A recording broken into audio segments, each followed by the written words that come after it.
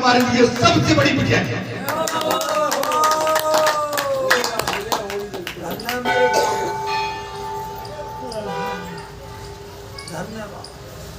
महाराज मैं तो कथा में आ जाता हूं, मैं राजनेता तो नहीं। श्री रामचंद्र जी कौतूहल बस उस शिला का स्पर्श किया और उनके स्पर्श करते ही वो शिला दिव्य रूपधारी नारी हो गई। छुअत शिला भई नार सुहानी। भगवान राम ने अपने सदगुरु विश्वामित्र जी के कहने पर जैसे ही उस शिला को स्पर्श किया, वो एक पत्थर की शिला उत्तम नारी बन गई। तब उन्होंने अपने पूर्व काल को स्मरण करके लज्जित होकर गौतम जी को प्रणाम किया और कहा, हे प्राणनाथ, मुझे कोई प्रायश्चित दुष्कर होने पर भी मैं उसका अनुष्ठान करूं।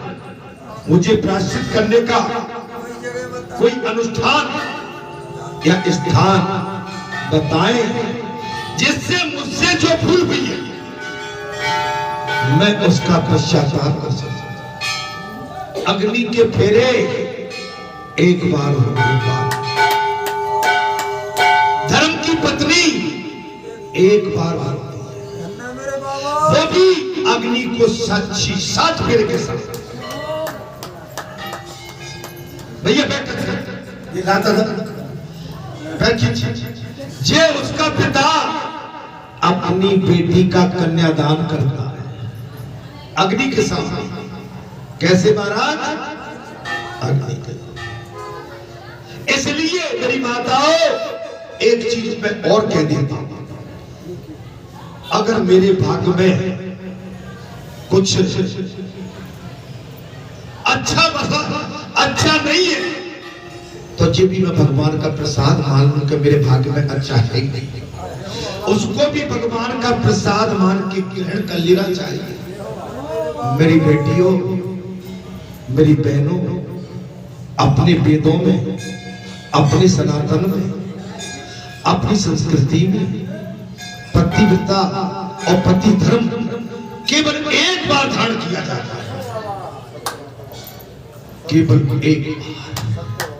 हमारी कभी कभी भूल कर बैठती है कि हमारी बेटी तो बारी है।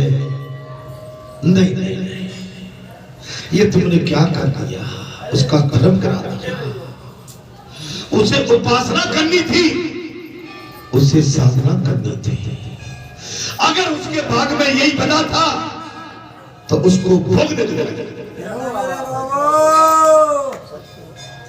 आपने तो दूसरे धर्म में उसको डाल के और संसार की विलासता में डाल के जो उसने गलत किया था उसका एहसास नहीं कर पाई, और उसने तो फिर इस संसार में वही किया जो उसे नहीं कर पाता। हमारी सनातन में ईश्वर न करे कोई माता विधवा हो जाती है, कोई बहन बेटी विधवा हो जाती है तो पुण्य शादी नहीं की जाती, पुनः किसी को सौंपा नहीं जाता। उस माता को, बहन को, बेटी को चाहिए कि अपने सफेद वस्त्र धारण करके, अपने शरीर को ढांक के, अपने घर में, परिवार में या किसी धर्म के स्थान में तप वो तपस्या करे, और तप तपस्या के माध्यम से जो आज उसके साथ जो हुआ गलत वो आगे कभी मौका नहीं।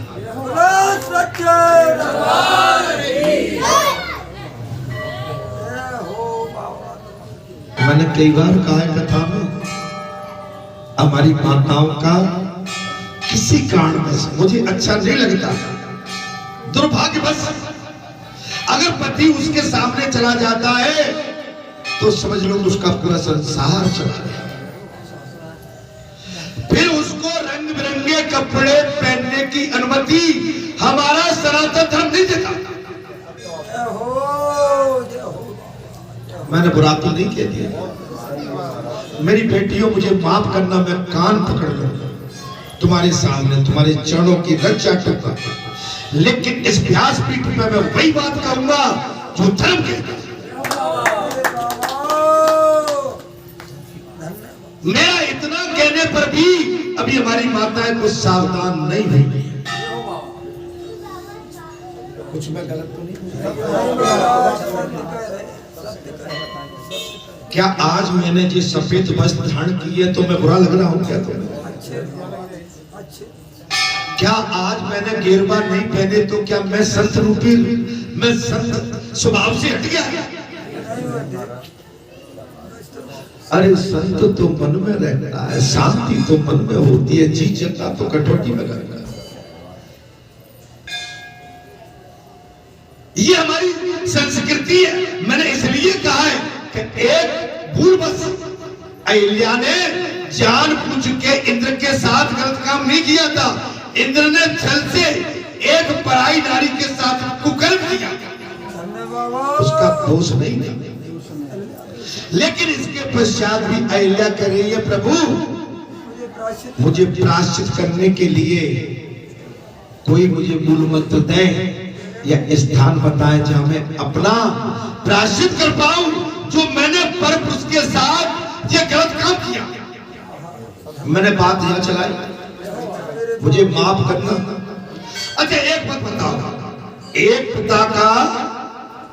पिता अपनी पुत्री का कन्यादान एक बार करता है कि बार बार करता है? और किसके सामने करता है? अग्नि के सामने, 5 पंच और ब्राह्मण पुरोहित के सामने, 7 फेरे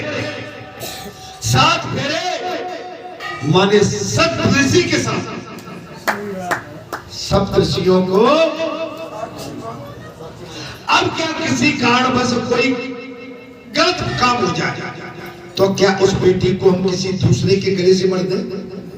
मैं तो नहीं इसके लिए तैयार हूं, मेरे बाबा हमारा सनातन भी तैयार नहीं। और जी पंचों में क्या चीज है कि भाई, अरे ये तो भाई कुछ गलत चला जाता है मैसेज से। अब ये कहेंगे कि जी अपना जीवन कैसे निकालेगी, इसकी गारंटी हमारी नहीं है। इसने पूर्व जन्म में जो किया था वो निकालना पड़ेगा। अगर तुम अपने पतिव्रता धर्म से हटी थी तब ये हमको मिला है। आज तुमने उस पतिव्रता जो पूर्व जन्म में जो किया और आज तुमने उसका पश्चाताप नहीं किया और तुमने संसार की विलासिता में फिर खो गई तो एक नहीं 2 पाप लगे।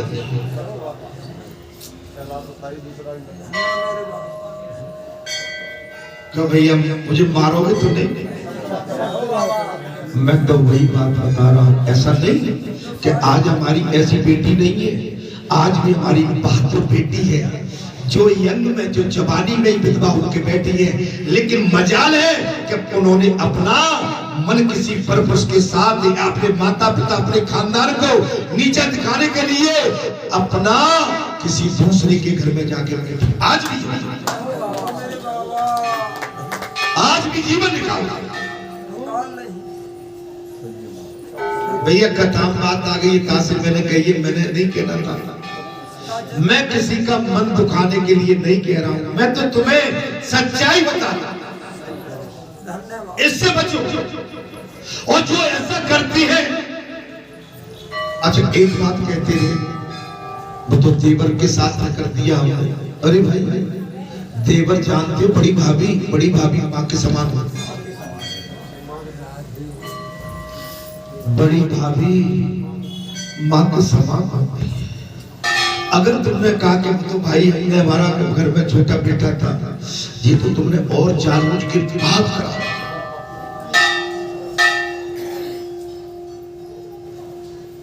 मैं भी मराठा में पैदा हुआ हूं। आज अगर सच कहते हो तो मैंने तो मेरी भाभियों के चेहरे भी ढंग से नहीं देखे।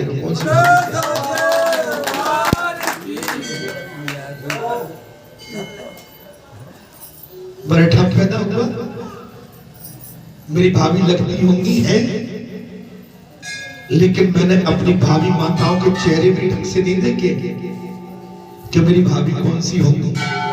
और गांव के नाते से तो मेरी 5, 25, 50 जो भी मेरी माताएं होंगी।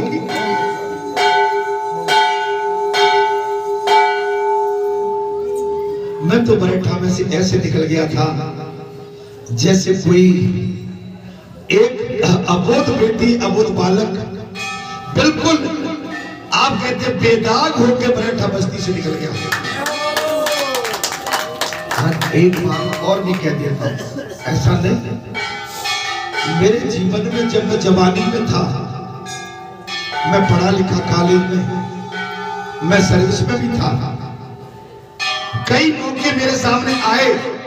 आज बहुत बड़ी बात कह रहा हूं, कोई नहीं कहता होगा, लेकिन मैंने उन मौकों को भी त्याग दिया था।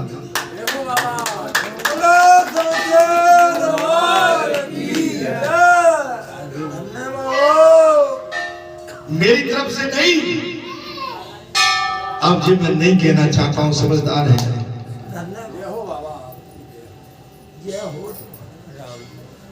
जब नया खून था ललाट की चेहरे पे, तब जानते हो माना भाई, और ये आप हम सबके साथ होता है, लेकिन बात वही है जो इसको बचाते हुए अपने सफर में निकलता है।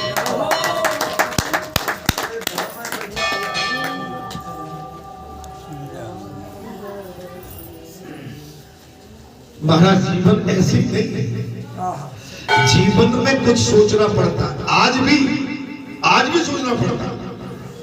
ऐसे नहीं, आप अपने मन को समझाओ, कहीं ऐसा हो गया मैंने इनका हाथ भी गोली भी छीनी, अरे बाबा ये तो मुझे पागल लग गया, ये मैंने क्या कर दिया।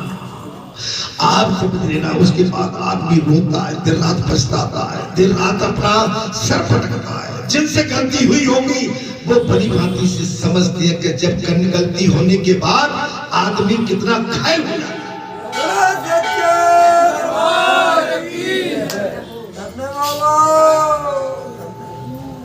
मैं ये नहीं कह रहा हूं कि मेरे साथ कभी मौका नहीं आया होगा, लेकिन मौके को भी मैंने छोड़ दिया था। कुछ गलत तो नहीं बोल सकता? सही है महाराज। अच्छा इतना कौन बोल सकता है? कोई कथावाचक बोल जाए तो चलो, मैं उसका जीवन भर उसकी गुलामी करूंगा।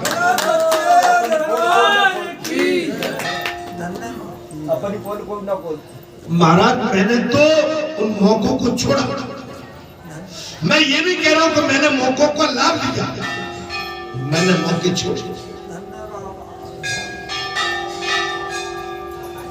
क्यों आज कैसे आप एकदम कुछ मुझ में बुराई तो नहीं आ रही?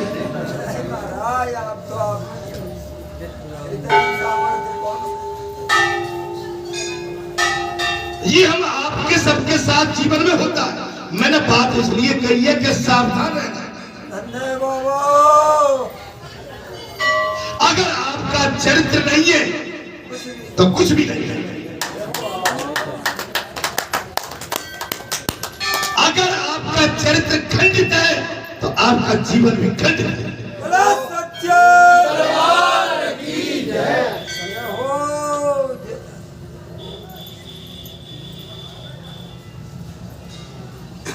बोलो सद्गुरु भगवान। हे प्राणनाथ मुझे कोई प्रायश्चित बताइए, दुष्कर होने पर भी मैं उसका अनुष्ठान करूं। अच्छा इसमें गौतम ऋषि अहिल्या कह रही है कि नहीं कह रही है? तो अपनी बात बताने में तुम्हें क्या दोष है, लेकिन बात छिपाओगे तब दोष है।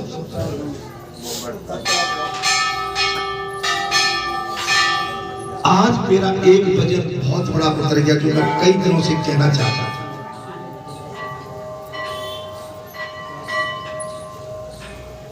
महाराज तब बहुत देर रात तक सोच विचार कर गौतम जी ने कहा, मैं चंद्रायण तथा 1000 कच्छ व्रत करो, फिर तीर्थ यात्रा में तत्पर 68 तीर्थों में भ्रमण करके वो आके देवताओं का दर्शन भी कर।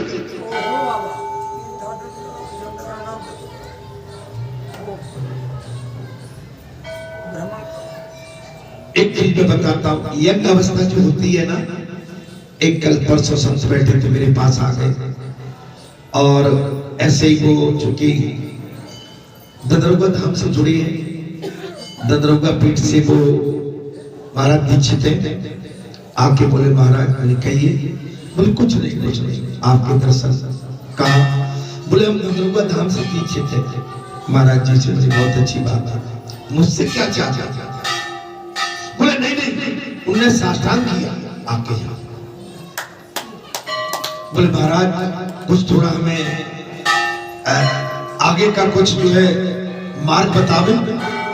तो मैंने कहा भाई आपको ददरुआ धाम के महाराज जी के सामने अब मेरे तो कोई क्षमता नहीं है, आप तो बड़े महाराज जी हैं, वो मेरे भी पूजनीय है, आदरणीय सम्माननीय है। बोले नहीं महाराज आपके मन में क्या चल रहा है, आपका बोले आपका आशीर्वाद। अच्छा वो ब्राह्मण बालक थे, लंबी चुटिया बड़ी बढ़िया अच्छे धोती कुर्ता पहने हुए नवयुवक थे। उसने ददरुआ बागेश्वर महाराज की बात छेड़ दी। बोले बागेश्वर महाराज आए थे ना तो तब से तो और ज्यादा भीड़ बढ़ गई है। कहां पर? बड़ी अच्छी बात है, बैठे रहे। तो महाराज आपका यहाँ एक छोटे धाम में कैसे आना हुआ? बोले महाराज आपसे कुछ मार्गदर्शन लेना चाहते हैं। क्या मार्गदर्शन लेना चाहते हैं? मैं तो एक ही मार्गदर्शन कर सकता हूं, आप ददरुआ धाम से जुड़े हैं, दीक्षित हैं और वो महाज्ञानी है, हमारे पूजनीय वहां के पीठाधीश, उनका आशीर्वाद आप पर है। आप मुझसे जुड़े रहिए और वहां पर आप शिक्षा भी ग्रहण कर रहे हैं, शिक्षा ग्रहण करिए। मैंने सुना है कि आप कथा में रुचि रखते हैं, कथा बांटने का आपको शायद अंदर से आपका भाव है, तो उन्हें मुंडी हिलाई। तो महाराज कथा अवश्य कहिए, कथा में भीड़ होगी, कथा में नवयुवक भी आएंगे, बालक बालिकाएं सब आएंगे। हमारी आपकी दृष्टि में शुद्धता होना चाहिए। अभी आपकी यंग अवस्था है, अभी तो आप यौवन में जा रहे हैं और इस घड़ी में बहुत बड़ी हमको सावधानी बरतनी पड़ती है, क्योंकि भीड़ को देख के, धन को देख के और किसी के मन को देख के लालच मत कर लेना किसी बात। मैंने क्या कहा? अगर कोई बहन बेटी मुस्कुरा गई तो मैंने ऐसा मत समझ लेना कि वो आपसे मैंने कोई नहीं, बचना शुद्धि रखना। फिर हमने कहा, वो बोले हमने कि वो बागेश्वर महाराज तो ब्याह करने जा रहे हैं, हमने सुना है। तो मैंने कि उनसे बाबा कहते, मेरी महाराज मेरो ब्याह तो पहले ही है, क्या कहिए? अब बागेश्वर महाराज का ब्याह अब होने जा रहा है, तो फिर बाबा तो बने, अब ब्याह कैसे बाबा को दो?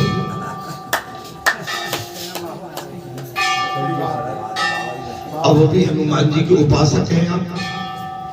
मैं ऐसा नहीं कह रहा हूं कि आपको शादी नहीं करनी चाहिए, लेकिन अगर हनुमान जी के विषय में आपकी सच्ची आस्था श्रद्धा है तो अब शादी बनती तो नहीं है महाराज, अब शादी नहीं बनती। आज आपका जो कद है इस समय और शादी ब्याह के बाद में आप अंतर समझ लेना कि कद में कितना अंतर आ जाता है।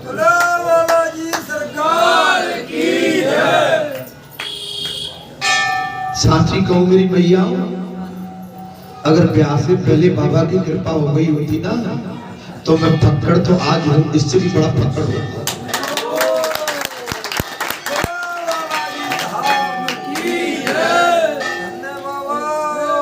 हालांकि आज से 24 साल पहले मैंने परिवार को छोड़ दिया था, 1 साल के लिए, बिल्कुल 1 साल क्या हमेशा के लिए, लेकिन मेरे सदगुरु ने मुझे मेरे परिवार की तरफ पुनः मोड़ दिया। उस समय आपको मैं ध्यान दिलाता हूं, मैंने पैर में चप्पल जूते छोड़ दिए थे, मैंने लुंगी लगा ली थी, कुर्ता और लुंगी, त्याग ले लिया था, बैराग ले लिया था। लेकिन महाराज जी ने, मेरे गुरु जी ने मुझे दोबारा से फिर परिवार में भेज दिया।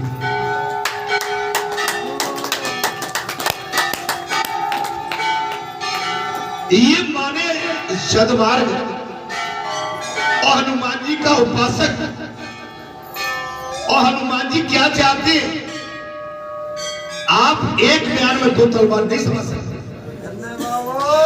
आज भी मैं ग्रस्त होने के बाद भी अपनी सफाई या प्रशंसा नहीं कर रहा हूं। मैं पूरे धर्म को बचा के जाता हूं।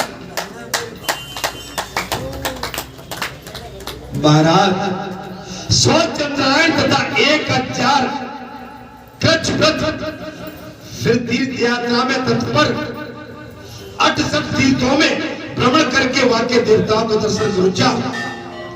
ये किसने कहा? गौतम ऋषि। कहां चले गए? मुझे देखो, आज मैं अच्छा नहीं लग रहा हूं, तो मैं इसलिए अच्छा बन के आता हूं कि आप कहीं इधर उधर मत देखो, मुझे देखते रहो।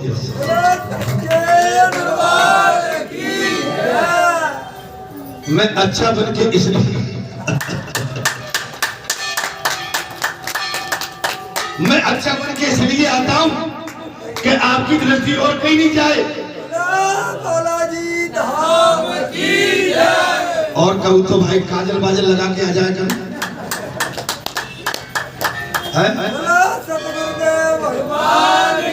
अपनी दृष्टि को इतने में मैं डालो, मुझ पर गाड़ के रखो। अरे महाराज, जैसे भी है आपके ही तो है ना।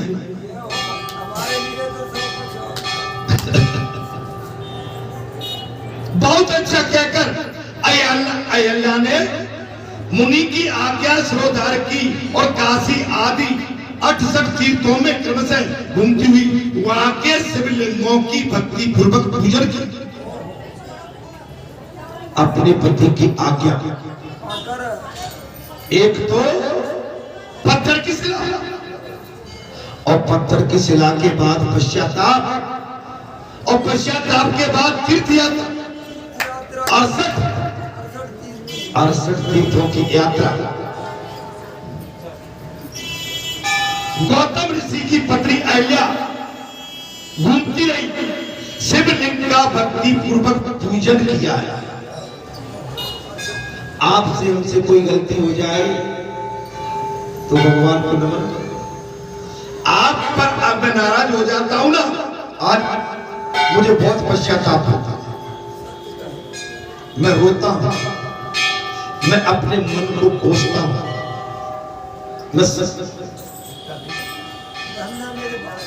माने अगर मैं किसी पर नाराज होता हूं ना, तो मैं अपने आप को कोसता हूं, मैं रोता हूं, मैं कहता हूं कि बाबा ये कैसे हो? मैं किसी पर नाराज कभी हूं, मेरी नाराजगी किसी से कभी ना हो। मैं सबसे हंस के बात करूं, सब पर प्रसन्न रहूं और सबकी प्रसन्नता के लिए मैं अच्छे से अच्छा काम करता हूं।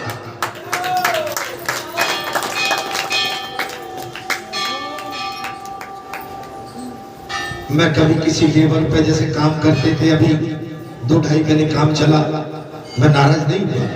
एक दिन मैंने समझा इस पे नाराज, तो मुझे पश्चाताप होता था। मैं कभी किसी सेवादार से भी कुछ कह देता हूं ना, तो मैं पछताता हूं। अब तो जहां तक हो गई है जिससे मेरी धर्म पत्नी का नाता, क्षमा करना, मैं उससे भी कुछ कहने में संकोच करता हूं कि ये मातेश्वरी लूट नहीं जाए मुझसे कहते।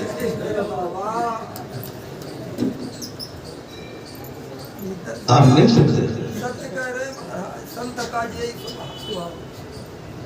ये मातेश्वरी कहीं रूठ नहीं जाए, जीव खुश रहे, इसके चेहरे पे हमेशा मैं प्रसन्नता देती हूँ। जी मेरा स्वभाव बन चुका। अब किसी से ईर्ष्या द्वेष कलेश का समय नहीं बचा। प्रतिद्वंदता, वाद विवाद प्रतिवाद, इसका समय हमारे पास नहीं है। अब तो गोष्ठी का समय है, मित्रता का समय है।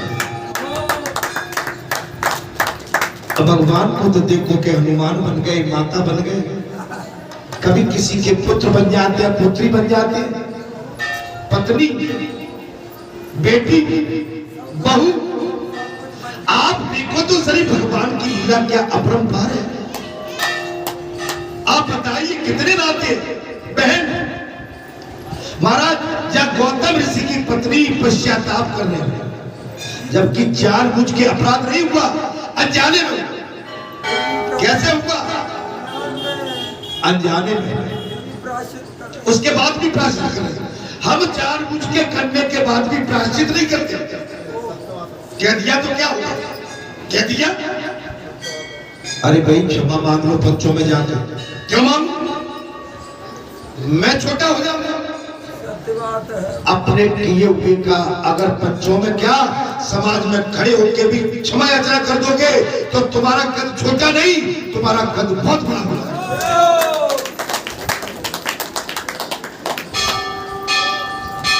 तुम्हारा कद छोटा नहीं, बढ़ जाए। अंत में गौतम ऋषि की पत्नी अहिल्या, महाराज विश्वामित्र जी ने कहा ऋषियों, अंत में वो हाटकेश्वर तीर्थ को चली गई। अंत में वो हाटकेश्वर तीर्थ में चली गई। ये पंख बंद कर देने वाला चली गई। पातालवासी भगवान हाटकेश्वर का दर्शन करने के लिए दुष्कर तपस्या करने लगे। छोटी सी भूल, अनजाने, जानबूझ के नहीं। अभी मैंने कथा में क्या कहा कि जानबूझ के अपनी कन्या का कन्यादान कर देते। अग्नि के सामने 7 फेरे और पुरोहित के सामने, बच्चों के सामने अपनी पुत्री को किसी दूसरे को सौंप देते। बाई चांस अधिकांश घटना नहीं होती, लेकिन बाई चांस कोई घटना हो गई। हम 12-15 दिन, 1 महीने दुख मनाते हैं और घर में कहते हैं एक काम करो जी, बेटी कब तक घर में बैठी रहेगी, एक काम नहीं करो, इसको किसी दूसरे घर में भेज दो। पाप, महापाप। आप ऐसा करते हो, वो भी पाप। अगर बेटी ऐसा तैयार हो जाती है तो महापाप।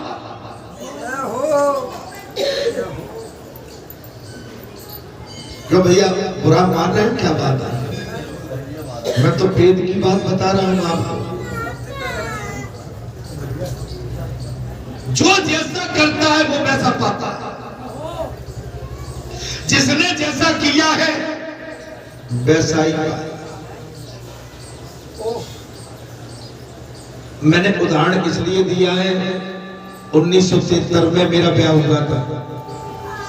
मेरे उस समय, क्षमा करना मैं बिल्कुल 2 मिनट की बात कह रहा हूं, मेरे हाथों की मेहंदी और हल्दी भी नहीं छूटी थी उस समय। हल्दी मेहंदी, अब तो दूल्हा दुल्हन का पता ही नहीं पड़ता कि हल्दी मेहंदी लगी है कि नहीं लगी।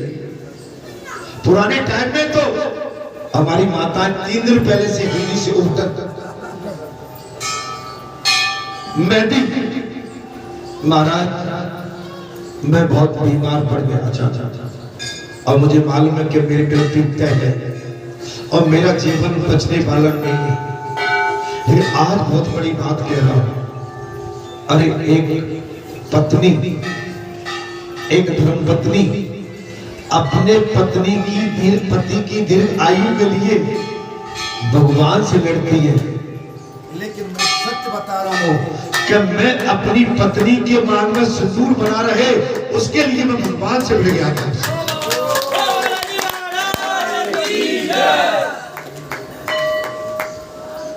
एक ही विचार था, मैं प्यास भी पड़ और दोनों हाथ उठा के कह रहा हूं, जल दोनों मेरे हाथ।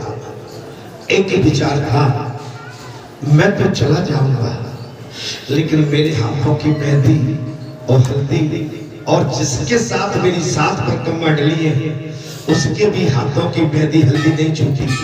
उसका भगवान से एक ही प्रार्थना कर रहा था, मेरे लिए नहीं तो मेरी धर्मपत्नी के लिए मुझे आज छोड़ दो, आज मेरी आयु बढ़ा दो, नहीं तो बेचारी रो के मर जाए। देखिए अभी मैं मरा नहीं हूं, लेकिन मेरा भाव आ रहा है।